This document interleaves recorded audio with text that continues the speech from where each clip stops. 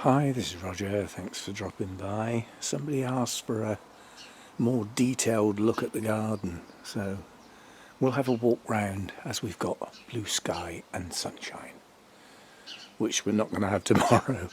We'll literally go round a bit at a time, I suppose. This bush blooms on the bare branches just before the leaves come out, and it didn't this year. The cold weather got it and killed the buds, so I didn't get the blossom on this. I'm pretty sure I will next year. This has been trimmed to hopefully bush out because it's a bit bare at the top. I haven't pushed it back into the hedge because when you're out in the garden and you look back this way, what you don't really want to see is that. What you want to see is a nice bush overhanging it. These bushes I've inherited, I don't know what they are, but there's quite a few. The cold has got them a bit, but not too bad, and they are smothered in new growth buds, so this is going to be a mass of new growth soon. We've had snowdrops there, and in various other places, so snowdrops have come out quite nicely. Up the back there is a clump of stinging nettles. Now, under normal circumstances they're a weed and you get rid of them, but there are certain types of butterflies, their caterpillars eat stinging nettles, so a small clump like that I will tolerate. The rose here has burst into life, so this is looking good. All these little undergrowth plants here, they're just there to cover up some of the ground because the ground's not that attractive. I've got a big bare patch here and I have some ideas. I don't know whether I'll be able to achieve it, but what I'd like in there is some primroses and moving on in under there some bluebells. I would really like that.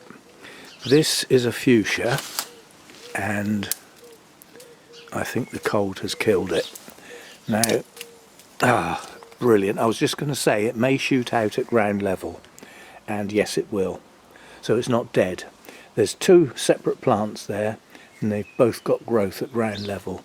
They're going to take a while to get up to this size again, but they're not dead. The wisteria has taken its pruning quite hard and showing no signs of life. It will come back to life, it will come back. This bush has late blossoms, which it did, and so it was not pruned until, well, recently. That is a mass of white bloom and the bees absolutely love it. And then down below here, this is Californian lilac. This is going to be in bloom soon. Purpley coloured blooms, and again the bees absolutely love it. Ivy has taken over these beds and quite honestly I can't be doing with trying to get rid of it. A huge big clump of snowdrops there and through there. Those were just a couple last year, so they've clumped up nicely, and some more through here. Another rose here that's come back to life, that's looking good. Yeah, and then coming over here, the hebes are lost. -6, -7, these are not tolerant of those temperatures, so those have died. I don't believe they will come back from the ground. These were pruned quite hard here. This is a mass of new growth, as is this. And all I've got to do with this sort of thing and this sort of thing is keep it in check. The large hack of that lot along the top there is not showing signs of regrowth yet, but I'm sure it will. Give it time. My Acer here in the corner is coming into leaf now.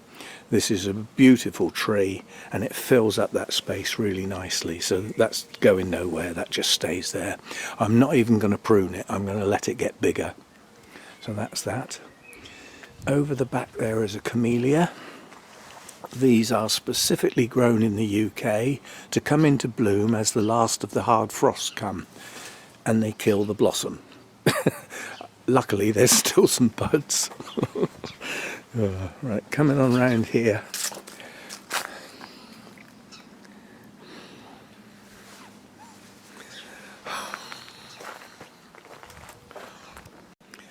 Sorry, I had to take a break. This is doing exactly what I want. This was hard pruned and it's bursting out all over the place. And that's exactly what I wanted. So we will get a massive regrowth on all of this bare area, which can then be trained to go sideways, not upwards and not outwards. This one will do the same, and tucked in behind this laurel is this. And I don't know what it is. But it's growing, it's okay. The bamboo still has to be hacked. We've got to get that back and down. It's a two-man job with me and Hannah. This wood steerer up here, I know I'm pointing the camera at the light, but that might be handy because I'm silhouetting the twigs. And if you can look, it's an absolute mass of buds, and a lot of those are flower buds that will be in bloom soon. That's going to look absolutely wonderful. And I'm really pleased we didn't trim that back in the winter, because we'd have cut those blossoms off. So I'll let it bloom, then I'll trim it back and it can grow on through the summer.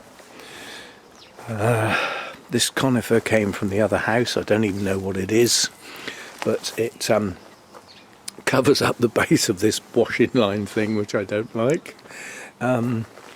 This was the buddleia that Gail gave me the money for, because she wanted to see butterflies in the garden. She said, go and get a buddleia. Let's get the butterflies in the garden. So that's one of them. Now this one has got to be pruned hard. So this one's going to have to come off down here. That will regrow. With any luck, that is a foxglove, because my giant foxgloves in the other tubs were lost. Right, where are we now? Obviously this is my bonsai stand. The other stands that I'm sort of staging that I'm going to make are a little bit on hold at the moment until after I've got this flipping orchid talk done, which is the end of this week. And by the end of this week I'll have had that all put away and put to one side, and I can then concentrate on what I call the run-of-the-mill stuff, which is on hold at the moment. Now up there you can see the red leaves. That is an acer. That was totally buried in undergrowth last year. It was only because a little bit was poking out I even realised I had an acer, and it's a good sized tree. Now that branch that comes right across it is the spiky stuff that I've got to cut down, and I cut a piece off and it got tangled up in the acer and I couldn't pull it out, so it just died where it is. We've got a palm here, some sort of palm tree, and coming round here, this is a rosemary. Once this is finished blooming, because the bees like this, then that will be cut back, because otherwise they get all woody and straggly. And that little bush there I thought was dead. I thought that died in the drought, but it's come back, and I'm going to let that grow as vigorous as it possibly can to fill up that gap, because that's an ugly corner, a really ugly corner. Then all of this spiky stuff has still got to be cut down. That's got to be brought down to sort of that level, and that's a job for some time this year. But I've had my inspection now, so I don't care. Table's been brought round here and plonked in front of the bench. That was for show, for the lady with the camera, but it actually works quite well, because it's quite nice to come and sit out here with a glass of wine in the afternoon when it's in the sun. And because this garden is so sheltered, it really is. There's virtually no wind even when it's breezy. So yeah, that's about it. Whatever this is, Cotoneaster, which I hacked, that's come back into growth. This is another fuchsia, which I suspect, yeah, that's gone. Too cold for things like that. But again, it might shoot out from the ground. But to give it half a chance, I'm going to have to get all these weeds out. Dandelions might look attractive, but they are weeds and they're invasive. And as far as the ground is concerned, I really have got to get on top of the weeds this year, because they spoil the look of the gravel. So that's it. And then in here are two more buddleias that are they're putting on new growth, they're okay, and they've got to be put in something like that, tubs of that sort of size, so that they can grow on. So there we go, that's where we are with the garden. The tree is still yet to be dealt with. That needs taking off about there, about 1.5 meters below that major cluster up there, because if it's not dealt with, you can see the angle it's at now. One day in a storm it will go over.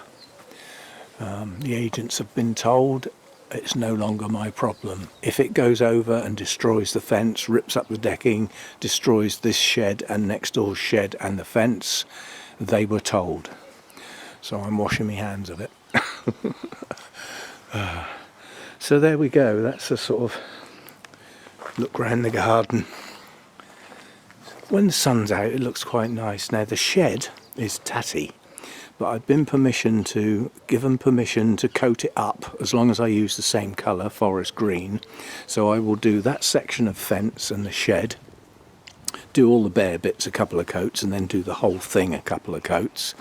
And I'm going to ask about refelting it because it leaks. It's been done wrong. It's been done badly. It just needs some new felt over the top, which I think I can do myself. The problem is that bit that goes down there. I can't get down there. You can't get round behind the shed. There's not enough room. But I'll work something out. Something along those lines. And you know, this is going to end up being quite a nice place to sit in the summer. Some of these empty tubs that are lying around, I mean some of them are even stacked up here. This sort of thing. Those are just weeds that are growing in there. There's 5 tubs there and 1 there. That's a flower pot, that's not, you know. I'll get some colour, get some bedding plants or something and plant up in there to get some colour. We'll see how we go. And my Port de Shoujo bonsai has missed its chance to be repotted. The leaves are fully open and the new growth has extended. If I repot this now, the disturbance to the roots will basically kill all these new extensions. They all just wilt and die. So it's going to have to go another year before that gets repotted.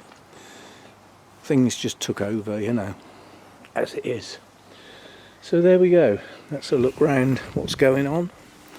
I've now got to the stage where the maintenance on the garden is minimal. Most of the maintenance on the garden is filling up the feeders on the bird thing.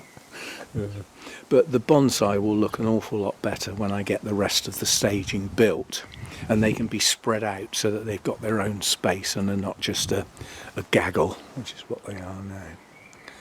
So there we go, that was a requested video, was to have a look round, see what's going on in the garden. And well, there you go. See you next time.